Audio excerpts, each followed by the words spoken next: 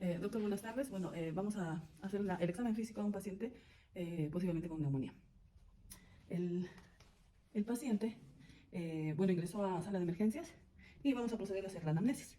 En el interrogatorio de la historia clínica respiratoria, vamos a incluir nosotros la identificación del paciente, el motivo de la consulta, la enfermedad actual, los hábitos psicológicos, los antecedentes personales y familiares, el examen funcional y el examen físico, ¿no? El paciente refiere que la, la, el- la enfermedad actual, el inicio y la evolución de los síntomas, vamos a tener que investigar factores desencadenantes, concomitantes y atenuantes, como cómo ha evolucionado la enfermedad, ¿no? Eh, entonces, la sintomatología de las enfermedades respiratorias, vamos a atender a los síntomas funcionales directos. En este caso, el síntoma eh, más importante es la disnea, luego tenemos a la tos, la expectoración, la hemoptisis, el dolor torácico, la disfonía, la rinorrea, la epístasis y la vómita, ¿no? La sintomatología de base es la disnea. Entonces, ¿qué es la disnea? Es la dificultad respiratoria, en el cual el paciente suele describirlo como una falta de aire, ¿no? Puede ser esta permanente o aparecer únicamente durante el esfuerzo. Si durante el examen físico está presente, se van a observar signos de trastorno respiratorio, como es el espasmo de los músculos respiratorios, en este caso acá. Los accesorios, los respiratorios accesorios, el tiraje, el aleteo nasal, la cianosis, vamos a tener que observar uñas, boca, en este caso los labios, el aleteo nasal, ¿no? La sudoración, entre otros. En el interrogatorio que nosotros vamos a hacer al paciente debemos precisar condiciones de aparición de los síntomas, caracteres evolutivos, si continúa o son paroxísticos, ¿no? Modificaciones de tipo frecuencia y ritmo respiratorio, como podemos tener la taquipnea, la bradipnea, la inspiratoria y la expiratoria, ¿no? La disnea aguda paroxística, hablando de este síntoma, va a ser de acuerdo a la patología que esta pueda estar acompañada, va a ser de diferentes formas. La disnea a gran intensidad, si es el comienzo brusco, la intensidad creciente, acompañada de tos o expectoración, ¿no? Si es en el comienzo brusco, predecida de angustia, malestar, acompañada de ruidos bronquiales, y tendríamos que hablar de un asma bronquial, ¿no? Tenemos también a la disnea de esfuerzo, que esta la vamos a encontrar en afecciones bronquiales, en la tuberculosis. Tenemos a la disnea continua, que es frecuente en la mayoría de afecciones respiratorias. La disnea continua con polipnea. ¿Qué es la polipnea? Va a ser la fiebre elevada, en la que vamos a encontrar también taquicardia, cianosis y bronconeumonía, ¿no? Puede estar presente también en la tuberculosis, en la bronquitis crónica, en el enfisema pulmonar. La disnea de esfuerzo también va a ser frecuente en la mayoría de las afecciones respiratorias. La tos es una expiración brusca, violenta, explosiva, que tiene por afinidad expulsar la mucosidad. ¿Por qué existe la tos? Porque en todo el tracto respiratorio, nosotros muchas veces cuando estamos enfermos, en todo el tracto respiratorio se acumula la flema. Entonces la flema es el primer causante de la tos. ¿Y cómo se alivia esto? Desaparecemos este síntoma? Simplemente consumiendo mucha agua, ¿no? Al interrogatorio nosotros vamos a ver la frecuencia, ¿no? Debemos considerar la frecuencia que sea intensa, severa o moderada, o también puede ser discreta. El carácter podría ser una tos seca o húmeda. La tonalidad podría ser ronca, bitonal, afónica. El ritmo de la tos puede ser quintosa o convulsiva. Van a existir otros desencadenantes también, síntomas asociados como el emetizante, el eructante y el postprandial, ¿no? A la expectoración es un acto mediante el cual salen las secreciones patológicas por la vía aérea, ¿no? Estas van a estar contenidas en el pecho. Se considera que por medio de la tos puede ser la mucosa serosa, puede ser mucopurulenta o sanguinolenta, ¿no? ¿Qué es la hemoptisis? También va a ser un tipo de expectoración con sangre derramada en las vías respiratorias. Debe diferenciarse de epístasis, hematemesis o gingivorragias, ¿no? Las características semiológicas de la hemoptisis podría ser precedida por la sensación de calor, la opresión, el cosquilleo, el laringeo, acompañada de tos, el sabor a sangre o el gusto metálico en la boca. Se presenta varias veces al día. En días posteriores es más negruzca y luego el esputo puede ser amarillento o parduzco, ¿no? La hemoptisis va a ser de origen pulmonar y extrapulmonar. Cuando es de origen pulmonar, nosotros podemos sospechar de una tuberculosis, una bronquitis crónica, de un cáncer de pulmón, de una bronquiectasia, de una neumonía, de una vasculitis. Cuando es de origen extrapulmonar, esta podría ser una enfermedad mitral, podría ser una insuficiencia cardíaca, un tromboembolismo pulmonar, puede haber alteraciones en la coagulación, hipertensión pulmonar o endometriosis, ¿no? También nosotros vamos a evaluar el dolor torácico, que es frecuente, pero debe diferenciarse de dolores de otras etiologías no respiratorias. No debemos analizar el modo de aparición, podría ser agudo, subagudo, progresivo o crónico. Debemos evaluar la localización, la irradiación, la intensidad, el carácter. Podría ser quemante, podría haber desgarramiento, pinchazo o... también debemos ver las exacerbaciones, la inspiración, la aspiración, la tos, etc. Hablando de la vómica, se considera como una expectoración purulenta. Esta va a ser caracterizada por su violenta aparición y de gran cantidad. Podríamos ver también tres formas de vómica, ¿no? La vómica masiva, la fraccionada o la numular, ¿no? También tenemos que hablar de la disfonía. ¿Qué es la disfonía? Es un trastorno o defecto de la voz. Esta es más frecuente en afecciones laringeas, ¿no? En la laringe vamos a encontrar, por ejemplo, una laringitis, inhalación de gases, puede ser por un cuerpo extraño, también por un traumatismo, granulomas, nódulos. En el cuello vamos a posiblemente observar que va a ser por cirugías o neoplasias, ¿no? En el tórax podríamos estar hablando de un aneurisma aórtico o de un mesotelioma o también de un carcinoma broncogénico, ¿no?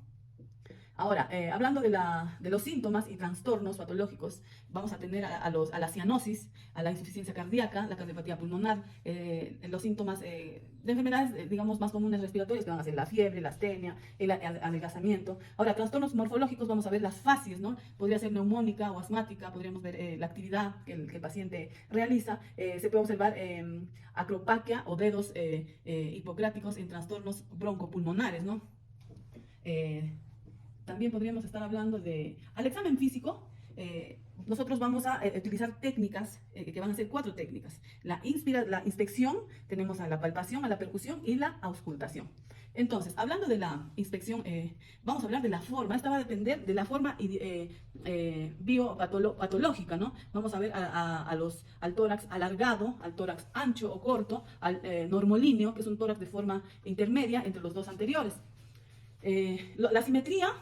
La simetría que nosotros podemos observar normalmente debe ser simétrico, o también vamos a encontrar posibles alteraciones simétricas en todo el tórax, ¿no? El origen congénito, por ejemplo, va a ser el tórax paralítico, el piriforme, el piramidal. El origen adquirido, por ejemplo, vamos a encontrar al tórax raquítico, al tórax sifoescolítico, al tórax enfisematoso, ¿no? Existen prominencias o estas se van a deber a distintas patologías, ¿no? Por ejemplo, en la pared podríamos encontrar un enfisema subcutáneo, fístulas pleurales. En la pleura podrían existir presencia de gas o líquido en la cavidad pleural. En los pulmones podríamos encontrar una distensión pulmonar unilateral, por ejemplo, como la telectasia o el neumotórax, etc. Van a existir depresiones y disminución del diámetro del hemitórax lesionado. En la pared van a haber traumatismos torácicos, alteraciones torácico-musculares. En las pleurales podríamos encontrar una pleuritis adhesiva, la sínfisis pleural. En los pulmonares, la fibrosis o atelectasia que se presentan por tuberculosis pulmonar crónica o esclerosis pulmonar de etiología múltiple, ¿no? El estado de la pared. Cuando hay alteraciones, tenemos que observar el color, la palidez en personas que sufren de anemia, ¿no? El tinte amarillento en el síndrome, por ejemplo, ictérico, ¿no? Presencia de estrías, fístulas, manchas de diversos aspectos, como signos de un proceso torácico, primario o sistémico. Enfermedades con manifestaciones cutáneas de tipo eruptivas. Podrían haber también telangiectasias por hepatopatías, red venosa colateral. En los tipos de respiración, aquí vamos a ver que en adolescentes va a predominar el costo abdominal, en el sexo masculino y en niños predomina el abdominal, y en el sexo femenino predomina el costal. Las alteraciones, en el sexo masculino, por ejemplo, se van a dar procesos torácicos, pleuropulmonares, inflamatorios y dolorosos. En la frecuencia respiratoria, en el recién nacido, por ejemplo, la frecuencia respiratoria normal va a ser de 30 a 60 respiraciones por minuto. En un paciente escolar va a ser de 20 a 25 respiraciones, y en un paciente adulto de 15 a 20 respiraciones por minuto, es lo normal, ¿no? También vamos a encontrar frecuencias respiratorias como taquipnea, bradipnea, alteraciones de la amplitud, como respiración superficial, también respiración de Kussmaul y batipnea, ¿no? En la inspección dinámica, con el ritmo, vamos a observar que el ritmo con regularidad de los movimientos respiratorios. Vamos a ver alteraciones, respiración de chain stop, por ejemplo, donde va a ser este tipo de respiración, va a ser el aumento de la frecuencia y la amplitud de los movimientos ventilatorios para luego distinguirlo disminuirlo hasta la apnea, ¿no? La respiración de Biot va a ser la ventilación entrecortada y regular de la amplitud variable y con discretos estretores, ¿no? A la palpación, nosotros vamos a tener que medir vamos a tener que medir aquí el perímetro torácico, ¿no? De extremo a extremo, ¿no? Vamos a tener que ver la sensibilidad de la pared torácica, la temperatura, las masas que podríamos encontrar nosotros en todo el perímetro y el área del tórax, la expansión, la movilidad diafragmática, eh, la elasticidad torácica, la expansión y movilidad respiratoria. Le pedimos al paciente que se ponga de cúbito ventral o en posición prono. Entonces aquí, con las manos hacia atrás, nosotros lo que vamos a hacer, aquí, así. Así. Lo que vamos a hacer es este tipo de palpación y movilidad torácica, ¿no? Para observar los ruidos torácicos y también observar la asimetría que tiene el tórax, ¿no? El frémito, por ejemplo, nosotros vamos a hacer este tipo de maniobras. En la movilidad diafragmática por palpación, por ejemplo, de las vibraciones vocales, se marca el punto donde no se perciban ruidos en el borde cubital de la mano. Luego se le pide al paciente que inspire profundamente y diga, a ver, esto lo vamos a hacer cuando el paciente se sienta, a ver, le pedimos que se siéntate con las piernas acá, y le pedimos que respira profundamente y diga la palabra 33. 33. Sin soltar el aire, y se repite la operación hasta localizar la zona donde se percibía el sonido. A ver de nuevo, decimos 33. 33. Normalmente la movilidad diafragmática es de 3 a 5 centímetros, ¿no? Seguidamente, a la percusión nos va a permitir que la audición de las características del sonido generados al golpear nosotros determinadas zonas de la superficie corporal. Por ejemplo, nosotros vamos a tipo martillo, hacemos y escuchamos ciertos ruidos, ¿no? Al hacer estas maniobras. Escuchamos, por ejemplo, la sonoridad, cómo es la matidez, el timpanismo, la submatidez, la hipersonoridad, ¿no? Entonces, nosotros continuamos.